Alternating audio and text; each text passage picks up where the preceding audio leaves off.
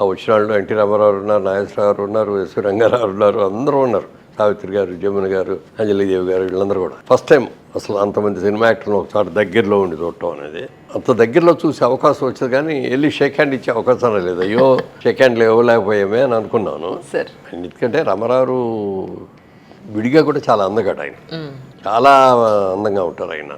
నాకు ఆ రోజులో ఏంటంటే అక్కినేని నాగేశ్వరరావు గారు ఫేవరెట్ నేను బాగా. ఆయన సినిమాలన్నా ఇది బాగా చూసేవాడిని.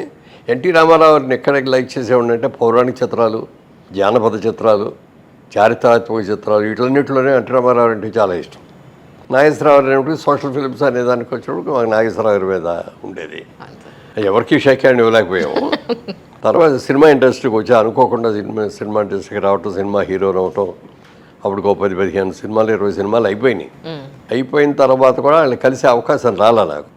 ఒకరోజు నా షూటింగ్ జరుగుతూ ఉండగా ఒక కెమెరామెన్ శేఖర్ గారి నాయనను ఎన్టీ రామారావు గారికి బ్యాకప్ మెను ఆయన వాళ్ళిద్దరు కలిసి వచ్చారు షూటింగ్ దగ్గరికి. వచ్చి ఇట్లా మేము యాదవ్ కి బారాత్ అని హిందీ సినిమా కొన్నామండి, చాలా పెద్ద హిట్ అయింది ఆ సినిమా, అది తెలుగులో తీద్దాం అనుకుంటున్నాం. ఎన్టీ రామారావు గారి హీరో అండి, అందులో 2 తమ్ముళ్ళు ఉన్నారు ఎన్టీ రామారావుకి. ఒక తమ్ముడి క్యారెక్టర్ ఏమో మిమ్మల్ని అనుకున్నాము, ఇంకో తమ్ముడి క్యారెక్టర్ ఏమో బాలకృష్ణ గారు అనుకున్నామండి అని వచ్చారు. అలాగేనండి, అంతకంటే కావాల్సిందే ఉంది, మంచి పెద్ద సినిమా ఆయనతో యాక్ట్ చేసే అవకాశం వచ్చిందని చాలా సంతోషం అండి అన్న. అయితే ఒక చిన్న కండిషన్ అండి, ఆయన మిమ్మల్ని చూడలే ఎన్టీ రామారావు. ఎన్టీ రామారావు మిమ్మల్ని చూడలేదు, మీరు ఒకసారి ఆయన దగ్గరికి రావాలండి, ఇప్పుడు వాహిని స్టూడియోలో షూటింగ్ జరుగుతుంది అయింది, మీరు బ్రేక్ టైంలో కనుక వచ్చేస్తే ఒకసారి ఆయన మిమ్మల్ని చూస్తారు, ఆయన చూసి ఓకే అంటే మాత్రం కన్ఫర్మ్ రండి, లేకపోతే మాత్రం ఏమనుకోకూడదు అన్నాడు. తప్పకుండానండి, ఫోన్లే వేషం వచ్చినా రాకపోయినా ఆ పేరుతో ఆయన వెళ్ళి దగ్గరగా కూర్చొని మాట్లాడే అవకాశం ఉంటుంది, డెఫినెట్గా వస్తానండి అన్న. మధ్యాహ్నం వెళ్ళారు, వేరే షూటింగ్ నుంచి అక్కడికి వెళ్ళేటప్పటికి ఆయన టచ్అప్ చేసుకుంటున్నారు. తలుపు తీసుకొని మేము లోపలికి వచ్చాము. రాగానే అసలు అటు తిరిగి కూడా చూడకుండానే, మరి అద్దంలో ఏమైనా కనపడిందో నాకైతే తెలియదు కానీ, రండి బ్రదర్ మురళీమోహన్ గారు అన్నారు. ఎన్టీ రామారావు లైట్ అయిన నన్ను పేరు పెట్టి పిలవటం, గారు అని పిలవటం. మళ్ళీ అంటే ఎన్టీ రామారావుకి ఎవరిని పిలిచినా సరే గారు అని పిలవకుండా ఎవరినే ఉండరు. ఏమండి మీరు రండి కూర్చోండి, ఇంత గౌరవంగా మాట్లాడతారు. అంత ఇది అనగానే నాకు తెలియకుండానే వెళ్ళిపోయి ఆయన కాళ్ళకి దండం పెట్టేశాను నేను. ఆయన ఇట్లా బ్యాకప్ చైర్లో కూర్చొని ఉన్నారు. లోపలికి రావటం ఎప్పుడైతే ఆయన ఆ మాట అన్నారు, వెళ్ళి కాళ్ళ దగ్గరికి దండం పెట్టి వచ్చాను. అంతవరకు నేను ఎవరికి కాళ్ళకి దండాలు పెట్టారు కానీ, బ్రదర్ మీ గురించి విన్నాం, బాగున్నారు, మంచి క్యారెక్టర్ ఇది, సినిమాలో హీరో మీరే, హీరోయిన్ మీకే ఉంది, డ్యూయెట్లన్నీ మీకే ఉన్నాయి, నాదంతా సీరియస్ క్యారెక్టర్, నాకు హీరోయిన్ కూడా లేదన్నారు.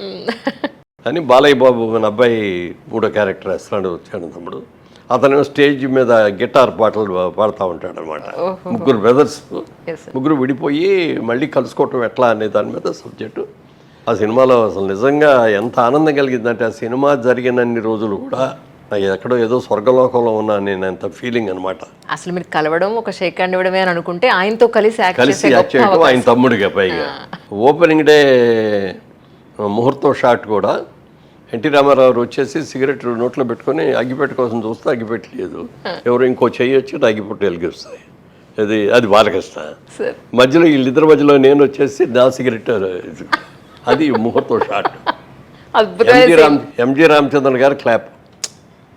అసలు ఇంత స్టార్స్తో కలిసి యాక్ట్ చేయటం, ఇంత పెద్ద ఇది చాలా హ్యాపీగా ఫీల్. బ్రదర్ రండి అని ఎవరు ఆయన, నేను అన్నగారే అని పిలిచేవాళ్ళు, అందరూ అట్లాగే పిలిచేవాళ్ళు, అందరూ అన్నగారు అని. ఇక అసలు ఆ నెల రోజుల షూటింగ్లో ఎంత ఆనందపడిపోయారని చెప్పడానికి లేదు. సినిమా కూడా బాగా వచ్చింది, బ్రహ్మాండంగా సక్సెస్ అయింది గ్రాండ్గా. ఇక ఆ తర్వాత నుంచి ఆయన కూడా నా మీద ఒక మంచి ఇంప్రెషన్. ఎప్పుడు వచ్చిన బ్రదర్ ఎలా ఉన్నారు, ఏం చేస్తున్నారు, ఇప్పుడు ఏమేమి సినిమాలు జరుగుతున్నాయి, ఇట్లా అన్నీ అడుగుతూ ఉండేవారు. ఆత్మీయత బాగా పెరిగింది. తర్వాత ఇంకో 2-3-4 సినిమాల్లో కలిసి చేసాం, అవి కూడా బాగానే ఆడినాయి.